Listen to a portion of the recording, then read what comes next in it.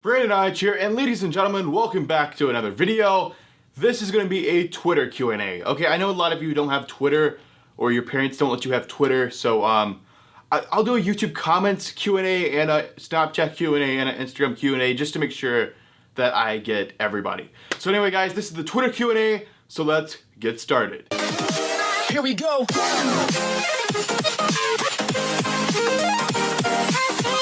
Okay, so this is a very difficult thing to do because I was expecting like maybe 100 questions at most, and you guys sent in like over 1,000. This is insane. I can't answer even like freaking 1% of these questions. I am so sorry, but I'll answer what I can. So I'm just going through my mentions right now. Can you and Wyatt Fan make a rap album? No. How often do you watch old pay-per-views on the WWE Network? I don't really have the time to do that anymore. Was it hard to get subscribers when you started your YouTube channel? Yes. Yes. People think I just like gained all these subscribers in the past year or some crap. I've been on here since 2012, guys. It's just, I think I still had like 300 subscribers up to 2014. It didn't happen overnight. It does take time, guys, to grow your channel. How old are you? My birthday is this weekend. I'll be 17 this weekend. Who is your favorite wrestling YouTuber? Me! See, I hate to plug people or I'll end up leaving someone out and someone's gonna get mad at me. Okay, this is another one of those questions where like 1 million people asked it. Did you drop out of school? Did you drop out of high school? Do you go to school? Did you quit? All this crazy crap. I think that has to do with me doing so many videos. I do 2 videos a day. I am still in school. I am a junior in high school. I don't go to a high school. I actually do all of my education online now. So I go online and then I'll do all that, and then I'll go to a school at the end of the year and take my end of the year test and all that stuff. But I'm able to do this so much because I don't have to actually go out of my house and sit in a classroom for 8 hours a day, which absolutely killed me. That app, like, one day I'll tell you guys the story about why I left high school, but doing all of my school learning online now and then taking my test at the end of the year. So that's just how my education is right now. Then after high school, I think a lot of people ask this if I'm going to college or whatever. I would like to go to film school, but it's like 70,000. I don't know. We'll see how it goes. What is the name of your point and shoot camera used for WWE event vlogs? Okay, so since you asked, we're gonna go through the whole camera thing. I hate this camera. Bad microphone, not a wide angle, bad autofocus. The lens gets smeared so freaking easily, not on a touchscreen. There's just so much wrong. You can't put a microphone, another microphone on it because it does have a hot shoe, but it doesn't accept a microphone. You can only put a light there. I mean, sure you have this, but it's just a flash and it doesn't stay on the whole. I don't like this camera. I'm gonna upgrade to the Canon G7X Mark II. It's just, I'm probably not gonna go to another show until like January, to be honest. It's just, I'm trying to save all my money for the Royal Rumble and for WrestleMania. It's just hard. I don't want to go to any more shows. I'll buy the G7X Mark II for WrestleMania and for the Royal Rumble. I don't really like this, but since you asked what model it is, it's a Canon PowerShot SX50HS. I don't know why WWE just doesn't let you take in a freaking DSLR. This is the camera I use for all my videos now. I used to use this camera. I used to use this big freaking professional video camera, but now I use this. This is what I use. This is a Canon 80D DSLR. It's got this big microphone up here. It's a pretty big camera. Got a wide angle lens. You can actually swap out the lenses. So you can have like a zoom lens, a wide angle, all kinds of different lenses. I wish they would just let you take this. I vlog with this too. And then I always have to switch cameras. Like, I would use the same camera for every single clip in all of my videos if I didn't have to use a point and shoot inside the WWE arenas. Okay, I have no idea where that camera was. Hopefully it's nearly where, I don't think anyone even cares. What made you start YouTube? Okay, I'm not gonna give anyone shout outs because like I said, I'm gonna freaking leave out people.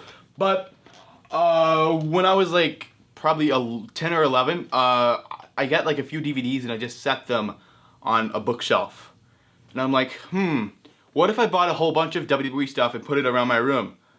I wonder if anyone else has done that in the history of the world. So I'm gonna YouTube it, then I find these YouTubers and they talk about wrestling and they have this amazing room and stuff like that. I'm not gonna name anybody, but basically I was just like, I can do it better. So here I am, WWE room. By the way, a lot of people comment about, oh, you're so rich, you have no. This stuff is not as much as it looks. And I collected this stuff for like freaking 6 years. It just didn't happen overnight. It just didn't go on Amazon. I'm like, oh, I'm gonna buy a whole bunch of stuff and make a WWE room. No. I bought a piece here and a piece there. This was my first belt. This was 2012, 2015, 2012. I mean, it just piece by piece I bought it all. And then the chairs, those were free with your ticket for a pay-per-view.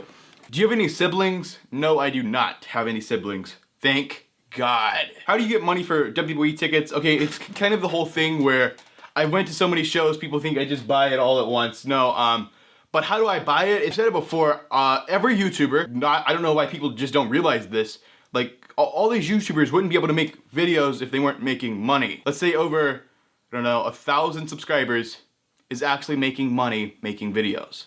I make money, and all the other wrestling YouTubers, they make money making videos.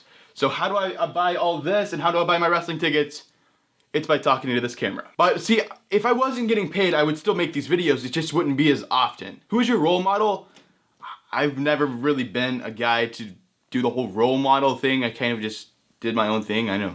Where did the WWE Shop Championship go? I get that question a lot also. I really got sick of people going, oh, you're not the WWE Shop Champion, so-and-so is. You're not even close to them. You can't be the WWE Shop Champion. Your parents buy you. My parents don't buy it. Then again, I was just like, what if somehow I made WWE mad? I mean, they could easily, I don't know, sue me for using the WWE Shop. Like, I know there's like a 1 in 100 million chance that could happen, but if it does happen, I am absolutely screwed. I've thought about bringing it back, the WWE Shop Championship, and this does not mean someone else can go be the WWE Shop Champion because all my fans are gonna come and harass you.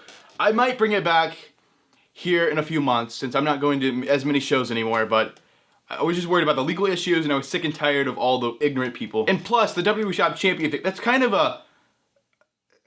like a heel cocky gimmick. I came up with it because I'm like, well, everyone on YouTube has like a gimmick they gotta get over. So what should mine be? Oh, I'll be the champion. Oh, well, Zack Ryder was the champion of the internet. I'll be the champion of WWE Shop. It was a really bad idea, but somehow it got over. I don't know. How did you meet Wyatt Fan? 2012. Yeah, 2012. He was actually one of my first subscribers. When I had like 50 subscribers, he was one of my subscribers. And then we started talking on Twitter. And then I don't think we actually met in person until like 2014. 2014, I think we met in person for the first time. And now we just we'll do whatever. I can come see him every weekend if I wanted to. Who was the first WWE superstar you met, and who was the most memorable one? First WWE superstar I met was actually Ric Flair. It's just I live in a part of the country. I know a lot of people overseas can relate to this, but like, they just don't do signings around me.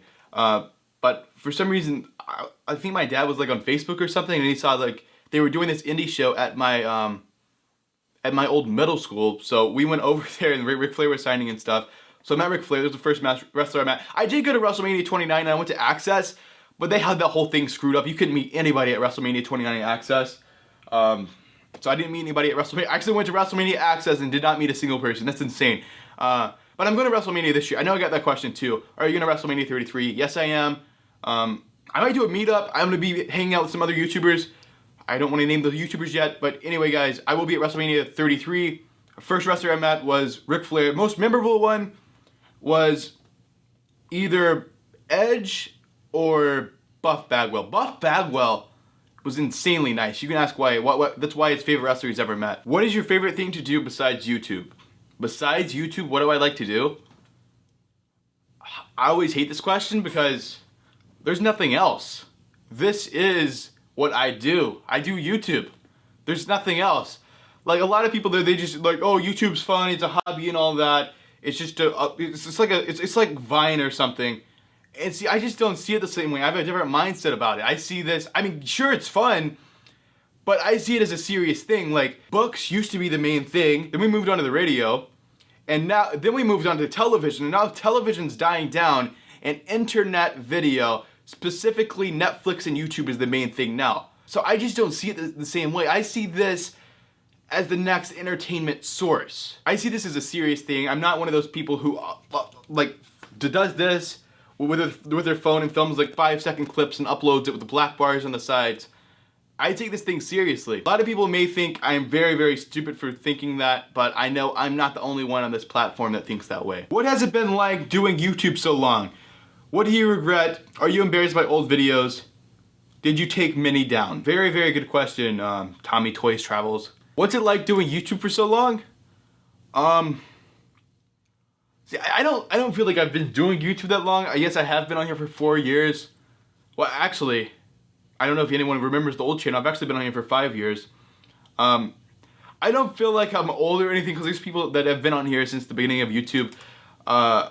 But it's kind of crazy. Like, you can go back and see what I was like before puberty and what I was like when I was probably some of the people watching's age. Okay, package here, huge WWE unboxing. Got the rest of the packages over there. Thumbnail will all be in there. I was a big fan of John Cena. I mean, of course, I respect John Cena. He's done a lot for the business. It's just, you know, you don't see me going around wearing the freaking hat and the armbands and the shirt anymore. I actually left YouTube for a year and then I came back. And then, like, going from people saying, you're pathetic, you suck, kill yourself, to you're awesome, you suck, kill yourself. It's pretty great. What do I regret? I regret coming on with that awful freaking voice. John Cena, Fan Nation 11, back here with my first video. Are you embarrassed by old videos? Did you take many down? Like, I know a lot of YouTubers would take down their first video, but my very first video on this channel that was ever uploaded to this channel is still up. I have taken down a lot of videos. Like, I have probably, at one point, I was reaching towards, I think I had 600 at one point. But I have taken down, or I haven't taken anything down. I've privated a lot of videos that haven't got, I don't know, haven't got any views. Like, there were some on this channel from like 2 years ago with only 50 views, so of course I put those as private. Which editing software do you use? I use Final Cut Pro X. It's only for Mac.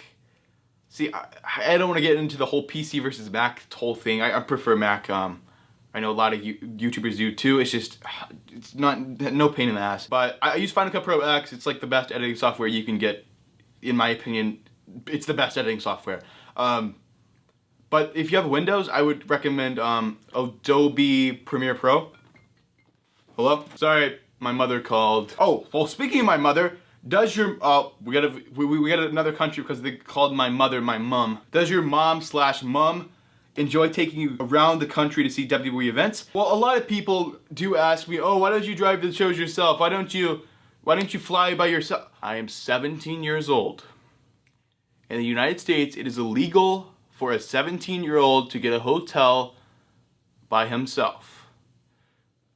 See, I could drive by myself, I could fly by myself, but when I land, I can't rent a car, I can't get a hotel, I can't do hardly anything unless you're over the age of 18. I think you can't even rent a car until you're like 25. How much money do you make off YouTube? It's actually technically illegal for a YouTuber to say how much they make. I guess it's illegal to even tell a friend how much you make on YouTube. Last question. When do you think you will hit 100,000 subscribers?